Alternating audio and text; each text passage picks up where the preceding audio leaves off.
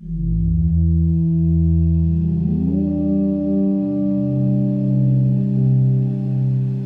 gostaria de salientar que para mim é um prazer sempre estar aqui, nós dois, eu e você, para essa troca de informações sobre temas teosóficos, porque é um campo que muito me encanta, não sei se encanta você, mas a mim me encanta.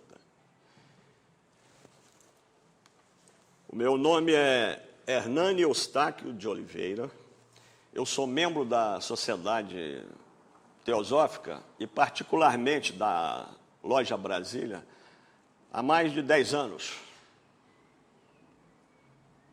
10 anos atrás eu entrei aqui curioso, depois nunca mais saí. E hoje estamos aqui, eu e você, para falar sobre este tema, as forças da natureza. O que são elas?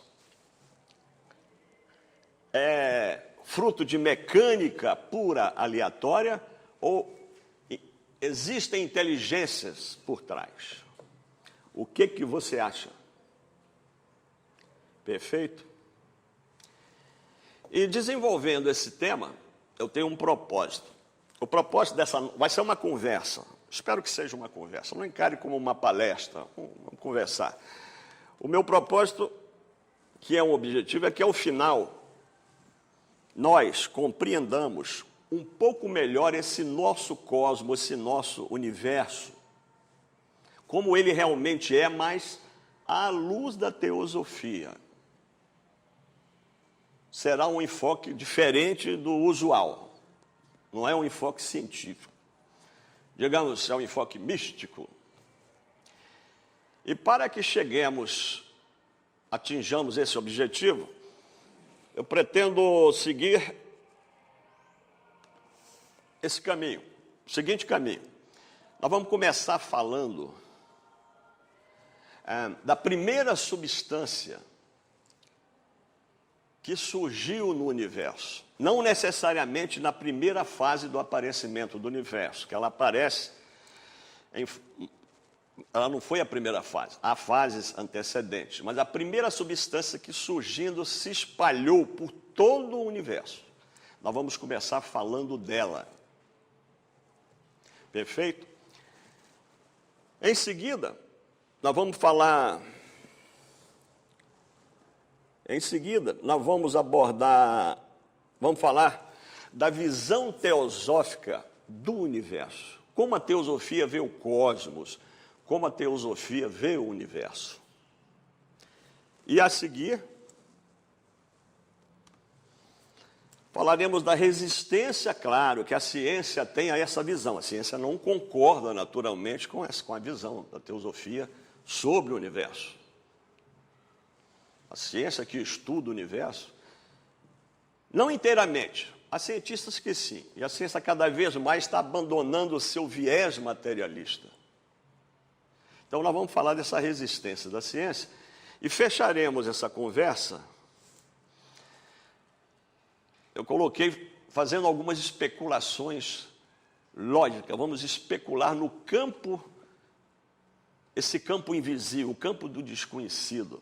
Serão algumas digressões filosóficas na área do possível e do provável, não na área de fatos. Perfeito? Muito bem. Feito esse introito, então comecemos. Vamos falar da substância primeira do universo.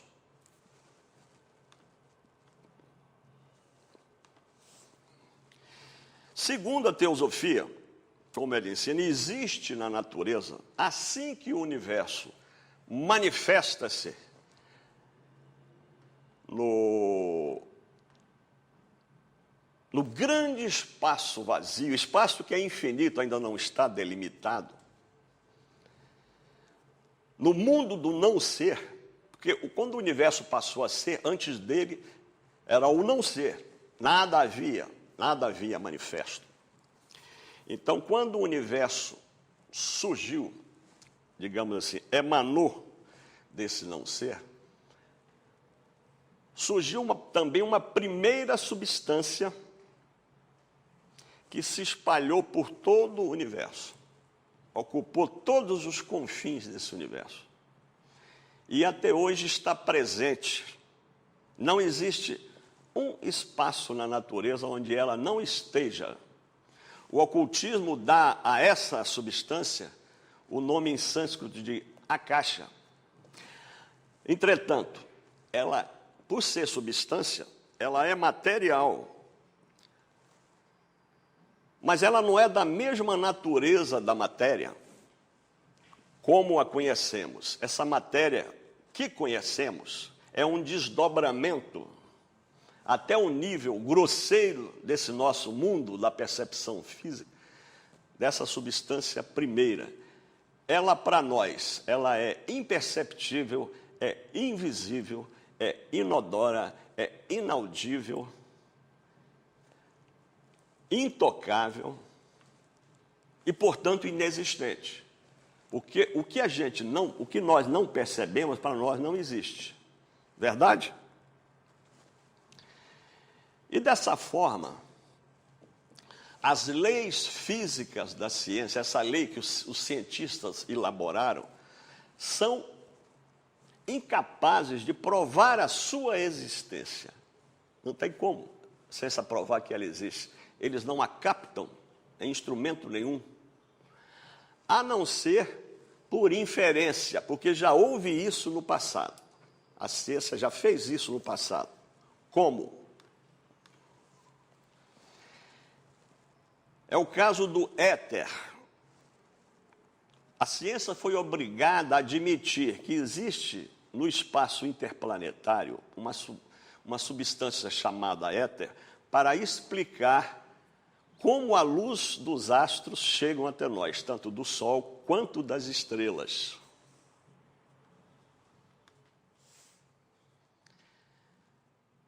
Se não fosse isso, não haveria uma explicação de como essa luz chega a nós. Por que isso? Eu explico. No século XIX, Einstein e Heisenberg começaram a estudar a luz, principalmente Einstein. E foram desenvolvidas duas teorias para explicar o que é a luz. E eles observaram que a luz tinha dois tipos de comportamento. Essa teoria hoje, eu ressalto, já não é mais assim defendida com tanta ênfase, ela está caindo no desuso. Einstein disse, a teoria, a luz, eles disseram que a luz ora se comporta como matéria e ora se comporta como onda ou energia.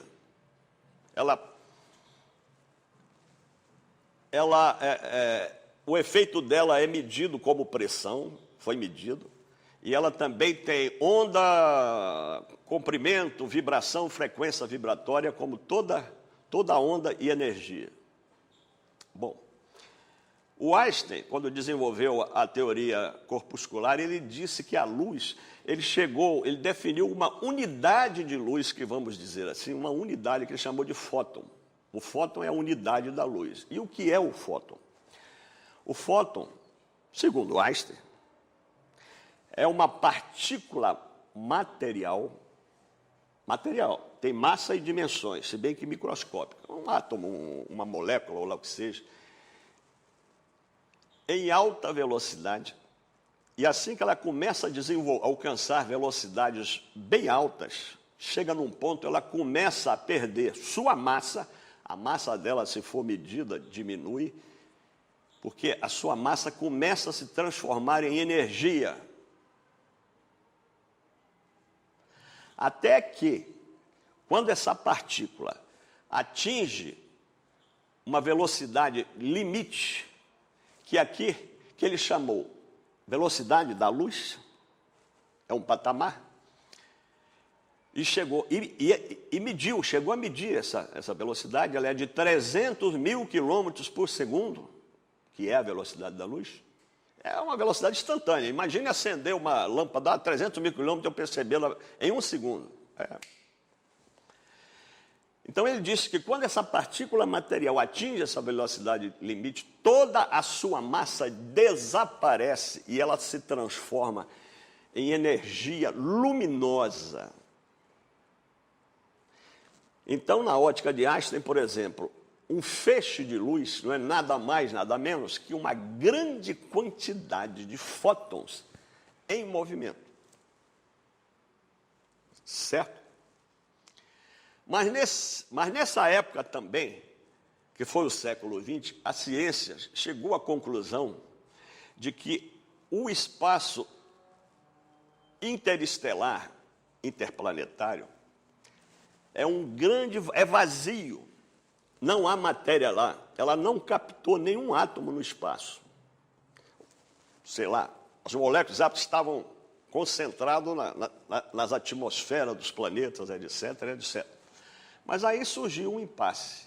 Bom, para o cientista, se a luz é matéria, como é que ela chega até nós nesse vazio? Se ela não acha um meio material para se propagar? Porque eles provaram em laboratório que a luz não se propaga no vácuo.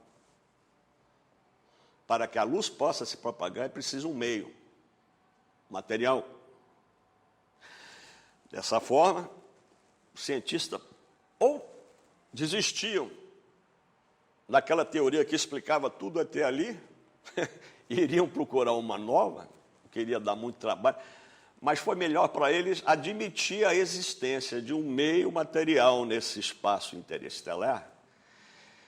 E eles falaram assim, bom, é um meio que nós ainda não captamos, é um meio que nós não vemos, é um meio invisível, imponderável, mas existe uma matéria aí. E foram buscados antigos filósofos gregos o nome para batismo, que já enxergavam isso há milhares de anos atrás, falaram desse meio material, que é o éter, para batizar essa substância. Eles, não sei se foi intuição, mas eles se aproximaram um pouco do que diz a teosofia, né? Falando dessa matéria primeira do espaço. Bom, existe um livro, a teosofia fala, inclusive veio desse livro, um livro místico, um livro secreto, um livro ao qual só tem acesso os mestres de sabedoria, aquelas pessoas que já ultrapassaram o nosso nível de desenvolvimento espiritual, então, e desenvolveram sua consciência, sua inteligência, bem além da nossa. Esses homens, segundo a teosofia, existem. Eles existem até hoje. Eles cuidam para que a humanidade não se destrua, na medida do possível. Eles têm uma grande irmandade que é chamada de fraternidade. E são componentes dessa fraternidade. E esse livro de Dzian, que você, meu amigo, não vai encontrar em qualquer livraria. Vai procurar, não vai achar, porque ele não existe em livraria. É um livro místico, como eu falei. E esse livro traz um comentário que vai mostrar mais ou menos, na linguagem do ocultismo, o que é essa substância inicial, primeira do universo, da qual nós estamos falando. Eu vou falar do comentário e depois comento o comentário. Comentar o comentário foi boa beça.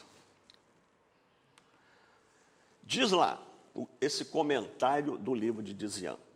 Desde o momento em que um corpo vivo ou morto se decompõe em seus elementos primitivos, ao entrar esse corpo em um campo de atração ou repulsão de um fogo ou um centro de calor, desde esse momento, esse corpo reduz-se a vapor.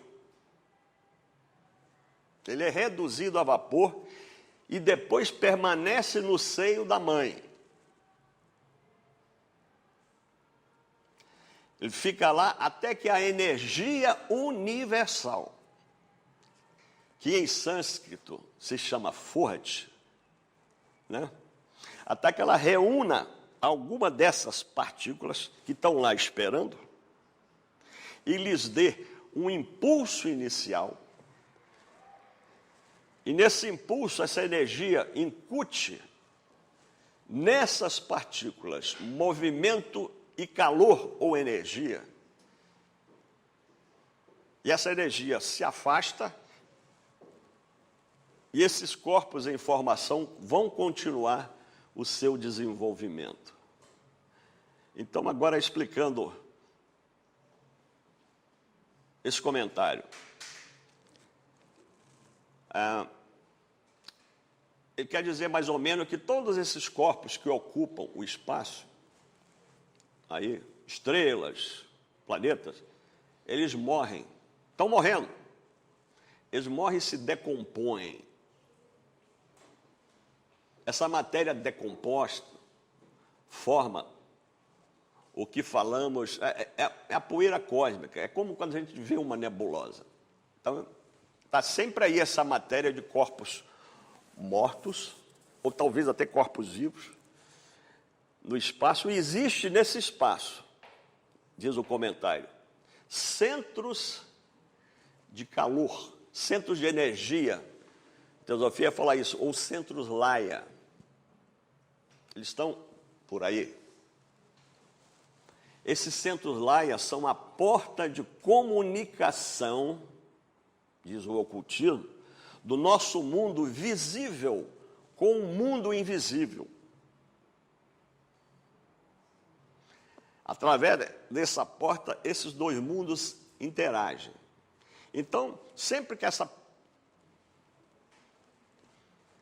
matéria desses corpos desintegrados entra em contato com o centro deles na forma, eles se tornam energia. Fala aí vapor, mas eles se tornam energia. E permanecem no seio da mãe. Essa mãe, no ocultismo, quer dizer o espaço. O espaço no ocultismo é chamada a mãe da vida. A matriz ou útero do universo. Porque o universo se formou do espaço. Então o ocultismo sempre considerou a vida surge no espaço. Então o ocultismo sempre chamou o espaço de a mãe da vida, a mãe do universo. Então eles transformados em energia, essas partículas, eles ficam lá aguardando até que a energia universal os reúna, os agrupe, deles um impulso, e aí eles em movimento, essas partículas, eles se atraem entre si, e atraídos, premidos por esse movimento, eles entram em movimento giratório, e começam a girar. Quando eles entram nesse movimento giratório e nesse impulso, é nesse momento que a energia universal os abandona, porque eles vão seguir a sua própria vida. Eles recebendo essa energia universal, eles se insuflam de vida, essa energia é vida, e ganham a sua própria vida, e vão formar os diversos corpos que existem no universo, que por incrível que pareça, todos esses corpos têm a forma esférica, por causa desse movimento giratório.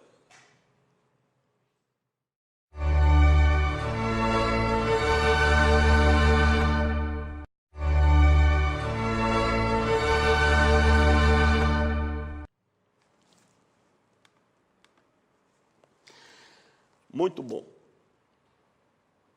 Após esse começo, como será esse universo que começou a se formar e à luz da teosofia? Como será para a teosofia esse cosmo, esse universo?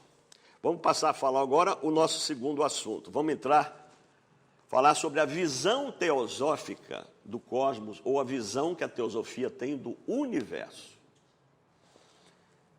que é uma visão revolucionária, completamente diferente de tudo que tem aí. Olha, como nós viemos falando, vimos tudo aquilo, a energia universal, o comentário do livro de Dzian, pois os planetas, o Sol, os cometas, as estrelas, todas são feitas dessa substância inicial que nós falamos. Primeiramente, essa substância é a matéria-prima de todos esses mundos. E ela conservou, todos eles, o movimento que eles têm foi daquele impulso inicial. Eles conservaram esse movimento, porque tudo hoje no universo é movimento. A vida é movimento. É só olhar. A vida é movimento dentro e fora. Aliás, fora e dentro da gente. Porque mesmo aparentemente parado, tudo está em movimento, porque está em transformação. Não existe nada parado na natureza. O nosso corpo se transforma. O meu corpo hoje não é o mesmo de ontem. Assim como o meu corpo de amanhã será diferente. E assim é tudo que existe. Porque a vida é movimento. Então, esses corpos, essa matéria inicial formou esses globos iniciais que foram se condensando. E à medida que eles foram esfriando, eles foram se condensando e formaram o núcleo. Por que núcleo? Por que núcleo? Um núcleo central, por quê? Porque sempre, até hoje, cai na Terra matéria, poeira cósmica, vamos chamar assim. Até hoje, poeira cósmica cai na superfície da Terra. E essa poeira, vou pegar a Terra como exemplo, vem caindo há milhões e milhões de anos. E essa poeira cósmica foi criando, para você entender, foi criando em cima desse núcleo um revestimento que foi ficando cada vez maior e hoje endureceu, formou tudo isso que formou a crosta.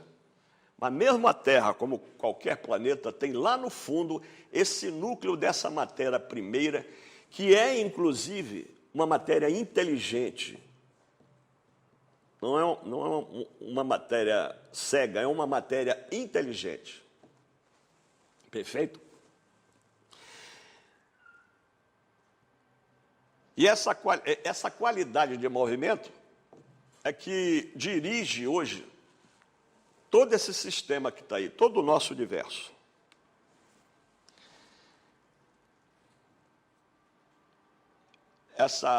Como eu falei, então foi essa matéria que formou esse núcleo de todos esses mundos, de todos esses orbes.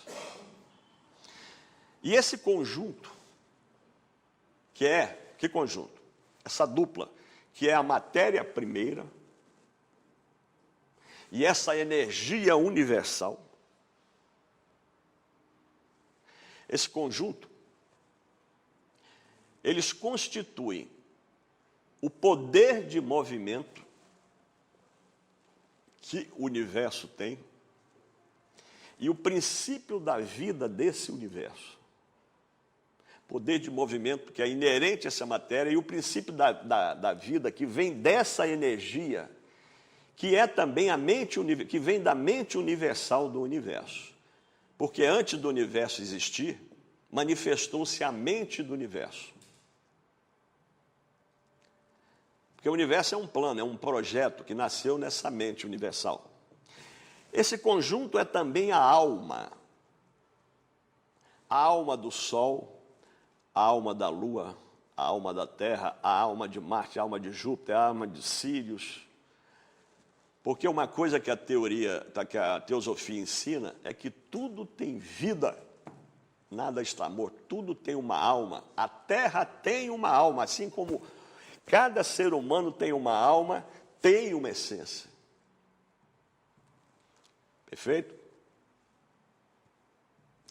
E esse poder de movimento é ativo. E esse princípio da vida é latente, ele é passivo. E ambos são o soberano e o guia invisível do corpo grosseiro de todo esse universo. Corpo esse que é unido à alma desse universo. Alma essa que é a emanação dos espíritos dos planetas. Nesse caso aqui específico, quando eu falo de universo, eu estou me referindo ao sistema solar. Às vezes, a teosofia é assim, ela fala de universo, mas na maioria das vezes ela está falando do sistema solar, que é o universo que nós concebemos, o universo da nossa consciência, que a gente consegue abarcar. O que vai além dele, nós só temos fragmentos e teorias. Então, o universo é o sistema solar. Então, essa alma dele, a alma desse universo, é a emanação de todos os planetas do sistema solar, inclusive a Terra. Interessante, né? Esses espíritos planetários, o ocultismo usa um nome para eles em sânscrito de Dhyan-shohans. Dhyan-shohans, essas entidades acima do nosso nível de consciência são os Dhyan-shohans. E eles, a essência deles constitui a alma do sistema solar. E essa essência, essa alma, é da mesma substância da eletricidade cósmica, ou esse oceano elétrico universal. Eletricidade cuja natureza é bem diferente da nossa. A nossa é uma manifestação, um desdobramento muito grosseiro dessa eletricidade. Ela se desdobra até o nosso plano de consciência, na eletricidade hoje, que é vital para nós aqui, a todos nós, né? Hoje tem a tecnologia de informação que não vive sem eletricidade, e por aí vai. Para ter uma ideia da essência desses Dhyan-shohans. Essa essência desses espíritos planetários, ela é dual, como tudo é dual nesse universo. Ela tem dois aspectos. Tudo se manifesta sob dois aspectos. Tudo. Existe o quente, o frio, existe o doce, o amargo, existe o positivo, o negativo. É a manifestação da mesma coisa, é o aspecto da mesma coisa. E é dessa essência desses seres. E elas são as efluências, e são as efluências dessa dualidade, que é positiva e negativa. São essa dualidade que atua sobre a natureza, que atua sobre a Terra, e constitui isso que a ciência descobriu, e ela chama de modos de movimento ou de forças, ou energia da natureza. Já estamos vendo aí a composição do universo. Ele é algo vivo, palpitante. É aos efeitos dessa essência, desses seres, que nós chamamos, às vezes, de força centrífuga, força centrípeta, polo positivo, polo negativo, frio, calor, luz, trevas, etc. São os efeitos dessas essências. Para o ocultismo, as duas leis da natureza básicas, que a ciência considera básicas, que são ou forças, ou lei de atração ou de repulsão entre dois corpos. Essas leis são dois aspectos da unidade absoluta, da unidade, ou da mente manifestada, que é o universo.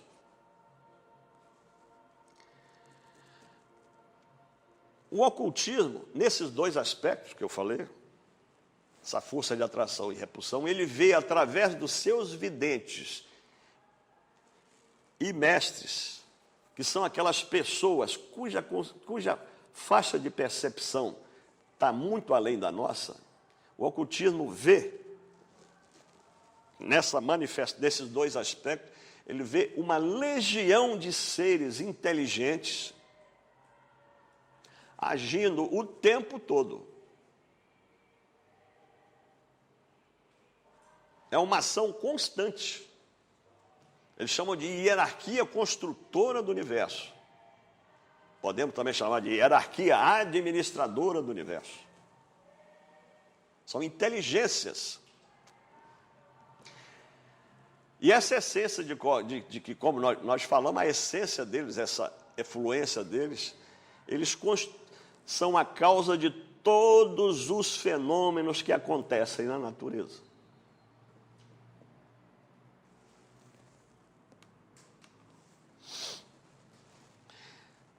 Nesse aspecto,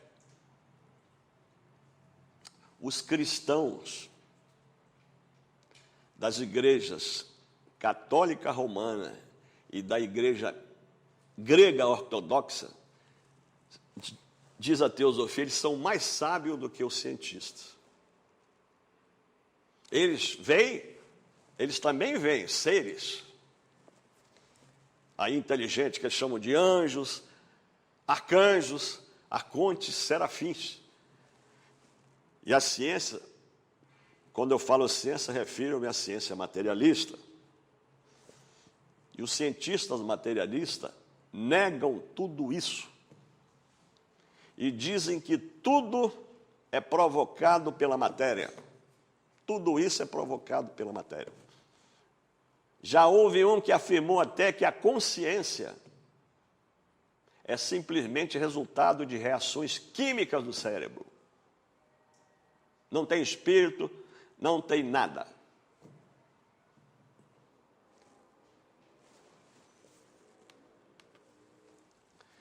Bom, dessa forma, dos deuses aos homens, dos mundos aos átomos, da estrela ao vagalume, do sol ao calor vital, da montanha ao grão de areia, do mais humilde ser orgânico, né? Do sol até o mais humilde ser orgânico, o reino da forma e da vida, ou da forma e da existência, é todo interconectado, nada existe separado. Todos estão conectados entre si, estão todos interligados. E preconiza o ocultismo que, se a ciência lançasse mão de uma lei, a lei da analogia, comparando tudo que existe, desde o macro até o micro, pois o que existe no macrocosmo existe no microcosmo, que é o homem.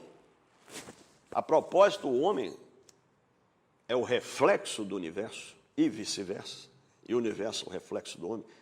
Então, o ocultismo aconselha que, se a ciência estudasse esses elos dessa cadeia, mas os estudasse coordenadamente com essas conexões, essas interações, ela avançaria muito na compreensão desse imenso universo.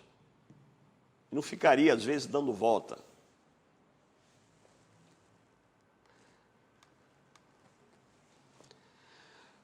Por isso, quando a teosofia, a doutrina secreta, o ocultismo, ela fala que o universo só tem existência na nossa consciência.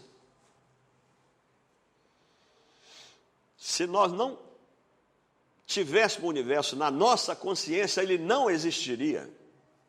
Aí ela fala aqui, porque só existe para nós aquilo que percebemos, só existe para nós aquilo que se revela aos nossos sentidos físicos, ao tato, paladar, olfato, etc., visão, audição, etc., etc. Se não se revela aos sentidos físicos, para nós não existe.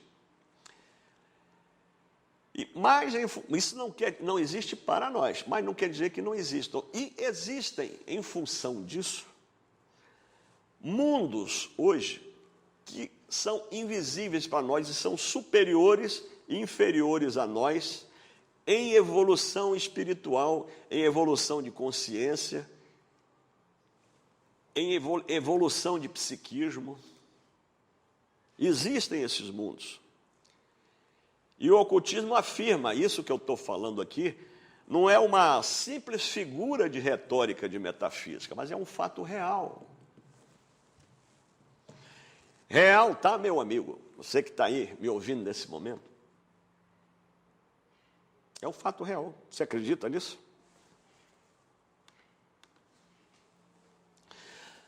E a relação entre esses mundos, que são interligados, não é a mesma que várias caixas ovais, ocas por dentro, de diferentes tamanhos, onde vai se colocando uma dentro da outra, até que reste uma caixa enorme, contendo todas as outras. A relação não é essa, não é idêntica a isso.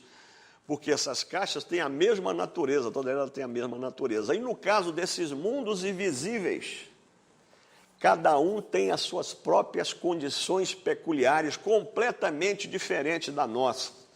E as nossas condições não são referência para se intuir as condições em que eles vivam.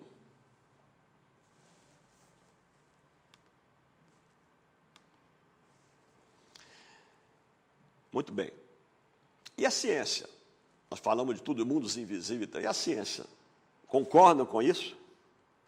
A ciência concorda com isso? Absolutamente não. Então, falemos da resistência da ciência agora. Vamos falar da resistência da ciência a tudo isso que falamos. Ora, os cientistas materialistas zombam de tudo isso, dão gargalhada. Dizem que nós, os ocultistas, estamos malucos, devíamos ser internados no manicômio. Para eles só existe o fenômeno visível, o invisível não. As causas invisíveis não existem. Para eles só existe o mundo invisível porque descobriram que é o mundo, nós vamos falar mais adiante, é o mundo das vidas microscópicas. Mas outro mundo invisível é impossível. Eles riem quando o ocultismo chamam a vida de princípio vital, princípio da vida, e falam que é impossível haver vida sem um organismo que a contém. Os fisiólogos, os biólogos, materialistas. Não existe vida distinta de um organismo, é impossível. Agora, mesmo pensando assim, hoje a ciência admite que as reações químicas, essas reações que a nossa química deslindou e permitiu explicar que essas reações formam hoje todas as substâncias existentes, a ciência hoje também admite que essas reações químicas são próprias desse nosso universo aqui, são próprias desse nosso meio. Não é necessário que elas sejam as mesmas em outros ambientes desse universo. Provavelmente são diferentes. Ela concorda com isso. Existem milhões e milhões de mundos que nos são visíveis, não é verdade? Existem mundos que nos são visíveis e também existem milhões e milhões de mundos que nos são invisíveis. Alguns desses mundos invisíveis são invisíveis em função da distância que se encontram de nós. Mas estes, à medida que a tecnologia propicia o alcance maior de um telescópio, hoje tem os telescópios eletrônicos, o Hubble e outros, à medida que ele avança mais em capacidade, mais coisas desse mundo invisível é revelado. Esse mundo invisível se torna visível, né? Mas também, nós vamos falar mais da gente, existe um mundo invisível que não precisa estar longe para não ser percebido por nós. Ele está aqui, ele pode estar aqui ao nosso lado, até dentro de nós. Eles não têm a consistência, embora seja mundos materiais, ele não tem a consistência objetiva, física que nós temos. Eles ainda eles são invisíveis, e apesar que não acharmos que eles não existem, eles estão aqui, eles coexistem conosco, eles têm vida como nós temos.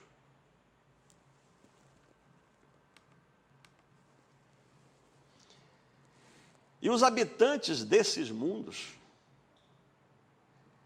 eles são tão reais, eles têm uma relação tão forte com o seu mundo, o seu mundo é tão consistente para eles quanto a nossa terra, com a sua dureza, a sua concretude, é para nós. Né? Há essa relação entre esses habitantes e esses mundos. As suas moradas e regiões interpenetram, podem interpenetrar, talvez estejam interpenetrando a nossa, sem que nem sequer nos demos contas de que eles existem, de sua existência.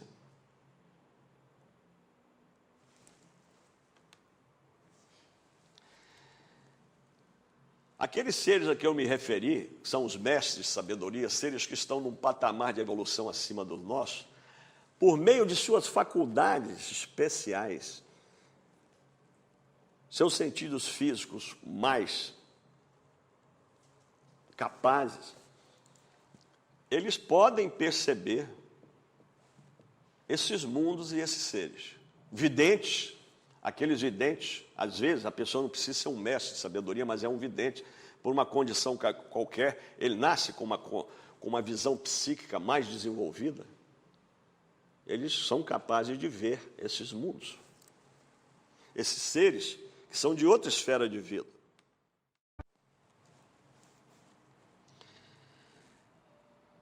Aí vem uma coisa interessante, né? Estou falando desses mundos invisíveis que coexistem e coabitam conosco. E esses mundos existem, esses seres podem estar espiritualmente mais evoluídos do que nós, ou espiritualmente menos evoluídos. Porque a evolução, nem todos estão no mesmo nível. Agora, esses seres que são mais evoluídos do que nós naturalmente não entramos em contato com eles, porque a natureza, como eu direi, vibratória dele, de sua consciência, é muito mais elevada do que a nossa. Para que nós possamos estabelecer um elo de comunicação com ele, nós temos que elevar o nosso padrão vibratório, a nossa consciência, para que atinjamos a sua faixa de percepção. Aí podemos entrar em contato com eles. E o mesmo raciocínio se dá com aqueles que são espiritualmente menos desenvolvidos do que nós. Nesse caso, são eles que têm que fazer esse esforço.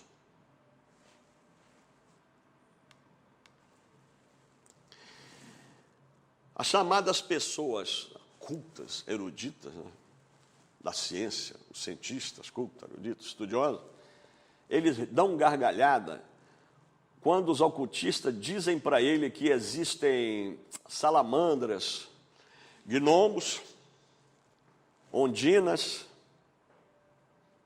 silfos. E eles acham um absurdo a simples menção de falar que existem esses seres. Fala, isso é um absurdo. Esse povo tem que ser internado. O cara que fala isso tem que ser... Isso é ridículo. Porque salamandra, ondina, sílfides são os nomes que a Cabala deu para os espíritos da natureza, que estão nesse exército, que está agindo o tempo todo. São os elementais, os operadores de ponta de linha, que obedecem ordem dos generais lá em cima, e estão agindo o tempo todo na natureza. As coisas da natureza não ocorrem por uma mecânica cega, mas atrás delas, atrás desses efeitos, há causas inteligentes. O universo é um todo vivo, é uma unidade viva. Agora, a ciência com essa atitude, infelizmente, ela que faz a cabeça de muita gente, ela deixa essas pessoas que elas influenciam com a ideia ridícula de que nós somos os únicos seres conscientes e inteligentes do universo. O que é impossível. A nossa razão fala, não, isso não é possível. O universo, a Terra, que é menos do que, sei lá, no universo é menos do que uma poeira, um grão de areia, na extensão de uma praia. Ou também, para eles, se existem seres humanos em outros mundos e outros planetas, se esses seres não tiverem 2 pernas, 2 braços, orelha, feições parecidas com os humanos, não são seres humanos. Não são seres humanos. Bom, quando um cometa atravessa a atmosfera da Terra, nós conseguimos enxergar a cauda desse cometa, que é longa, né? Nós enxergamos a cauda desse cometa pelo seu brilho. E nós enxergamos, além dessa cauda, nós enxergamos objetos. Ela é transparente. Mas a cauda desse cometa é formada de matéria, que nós não vemos. Isso dá uma ideia da consistência da matéria que existe nesse universo imenso. Muito diferente da nossa. Essa matéria sutil e evanescente em outra escala vibratória do que a nossa. A cauda desse cometa passa rapidamente, passa e vai embora. E nós não a sentimos e não nos damos conta de sua presença. Nós só a percebemos pelo seu brilho. Porque nós não vemos a matéria da qual ela é constituída. E a tenuidade dela, como eu falo, a tenuidade consistente dessa matéria nos dá uma ideia de como a matéria se expressa, em que níveis ela existe de expressão nesse universo. Não é, portanto, superstição, mas ciência transcendente, se nós admitirmos que podem existir nesse universo mundos compostos de matéria da natureza, tanto ou mais evanescente do que a cauda de um cometa. Por que não? Podemos admitir que existe, por que não?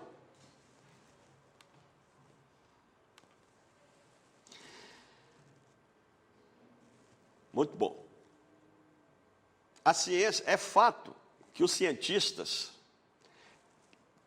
eles têm como campo de pesquisa o laboratório, onde eles testam as suas teorias, e se responderem às suas teorias, elas são verdadeiras.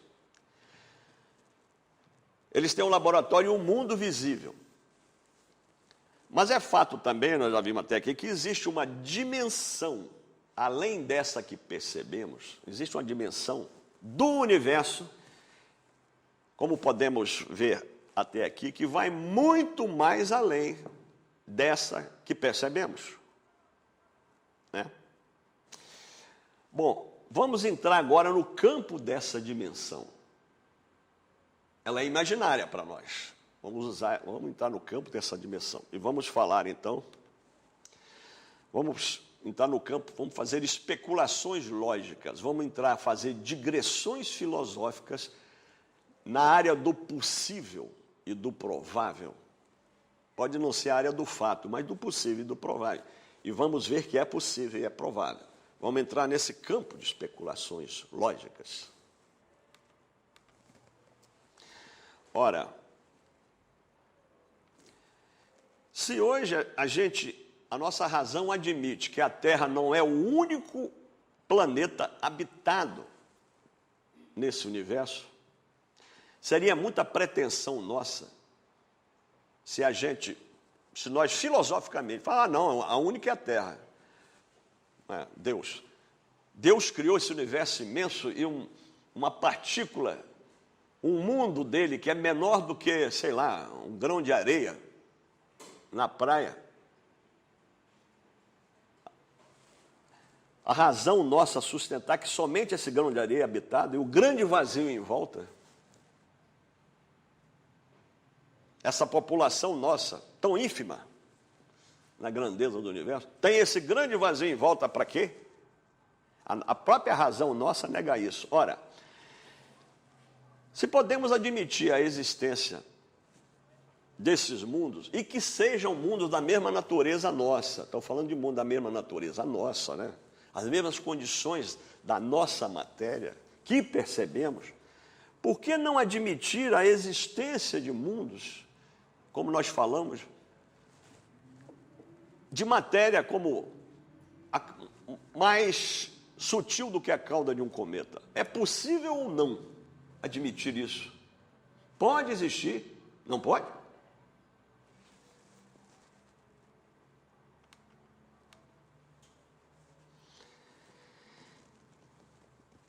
Se nós pudermos, no exercício de imaginação, conceber que existam mundos compostos desse tipo de matéria, e imaginar que ele tenha habitantes, animais, vegetais,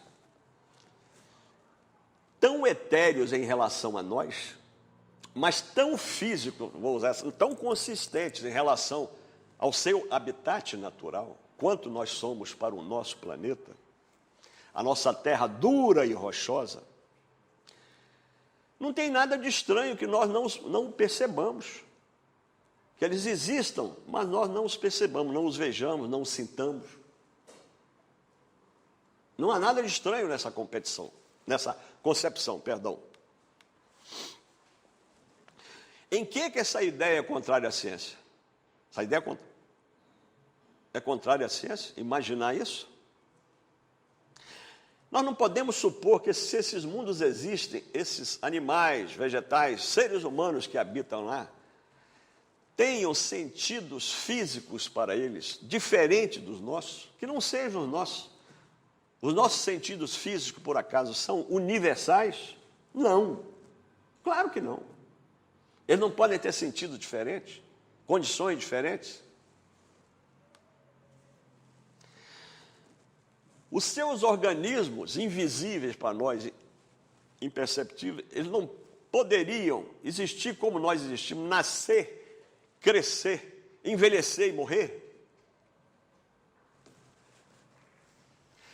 E fazer tudo isso sob o império de leis completamente diferentes, leis que não têm nada a ver com as leis que nos regem em nosso mundo físico. Não é possível.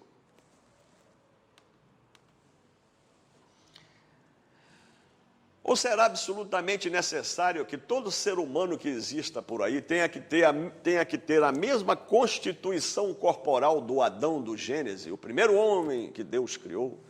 Tem que ser tudo da mesma natureza física dele? Claro que não. A razão diz que não. A própria ciência nos diz que a nossa corporeidade existe em diferentes níveis. E já foram encontrados seres vivos nas fossas abissais dos oceanos de uma constituição física completamente diferente, né? Parece que seria até transparente, gelatinoso, sei lá. Sob as mais diversas condições.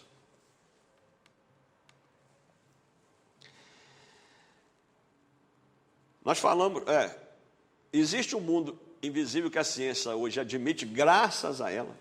Isso aqui são o mundo infinito dos micróbios, das bactérias e dos vírus, que a ciência trouxe à luz na nossa cabeça. Eles passaram a existir, não tem nem... Tem 200 anos, se não me engano, ou 300. Mas antes disso, durante milhares de anos, eles sempre estiveram aí, dividindo espaço com a gente. Sempre estiveram aí influenciando o nosso mundo visível e objetivo, provocando doenças, ajudando-nos a fazer o metabolismo, ajudando o nosso metabolismo. Esses seres sempre existiram, mas para nós, até que eles fossem revelados pelo microscópio, eles não existiam. E quando descobriram, o admirável, a consciência de mundo se expandiu. Não é verdade? E por que não é possível, já que existe esse mundo invisível em função da pequenez de suas dimensões constitutivas, sendo ele da mesma contextura física nossa, por que não é possível admitir a existência de mundos cuja matéria constituinte tem uma consistência diferente, completamente diferente da nossa, não tem a nossa objetividade, está além da nossa percepção? Por que é tão difícil conceber um mundo assim? Que existe, como existe o mundo dos micróbios, como existe o mundo dos micróbios e das bactérias.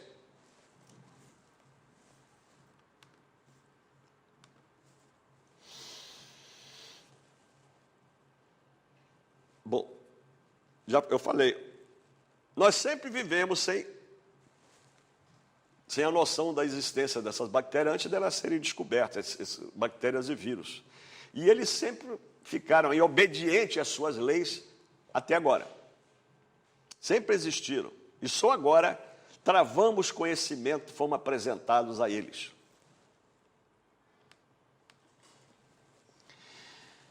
Quanto tempo foi necessário ao mundo, à Terra, aos planetas, para que ele se tornasse o que hoje é? Quanto tempo? Nós vimos lá atrás que no início foi formado um núcleo daquela matéria primeira. E depois foi se acumulando poeira cósmica e aumentando a massa, o envoltório desses planetas, até chegar aonde estamos hoje, né? E hoje, essa poeira cósmica acumulou-se.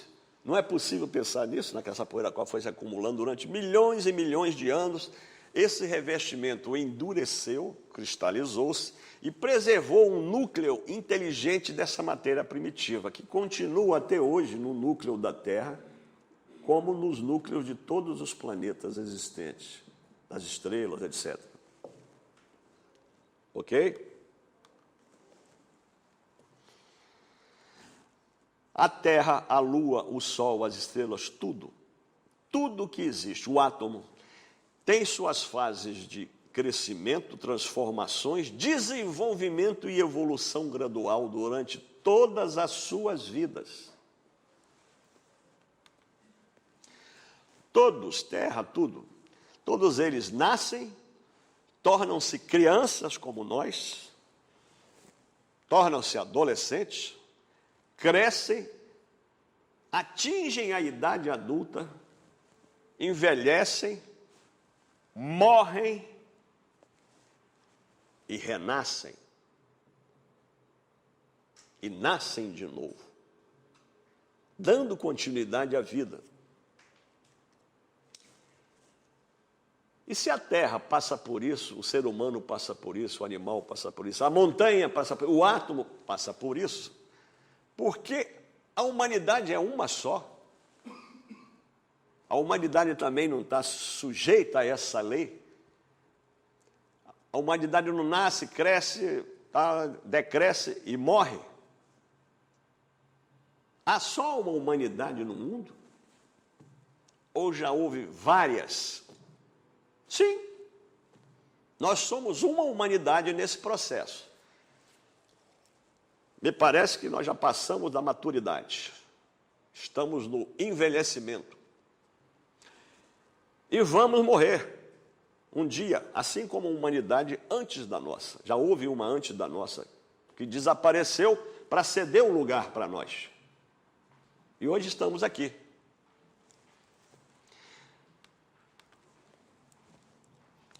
Eu falei do livro do Dizian, existe outro livro também, místico, o livro oculto, que é o livro de Enoque. E esse livro reproduz o diálogo de um anjo, que se chama Uriel, ele conversa com Enoque e diz o seguinte, ele fala assim, ó, Enoque, o tempo dos pecadores, Enoque, significa o tempo em que a matéria alcança o seu máximo, o seu apogeu aqui na terra. Esse é o tempo do pecado. E o homem alcança o máximo de seu desenvolvimento físico. E ele só não acrescentou também, mas está implícito, alcança o máximo de seu desenvolvimento físico e o mínimo de seu desenvolvimento espiritual. Porque isso é uma fase.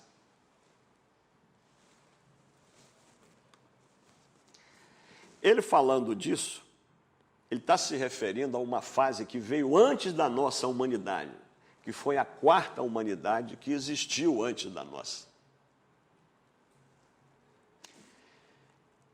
E morreu, pereceu, tragada pelo oceano. Sua população desapareceu afogada.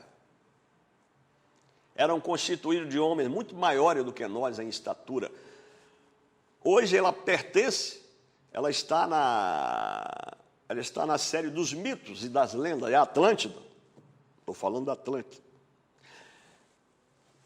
Como é isso das humanidades? Eu vou explicar. A evolução não se dá, não é como uma reta, como muita gente pensa, uma reta linear, uma reta linear, essa é boa. Não é como uma reta que vai toda a vida. A evolução dá-se em ciclos ou em círculos, ela é circular.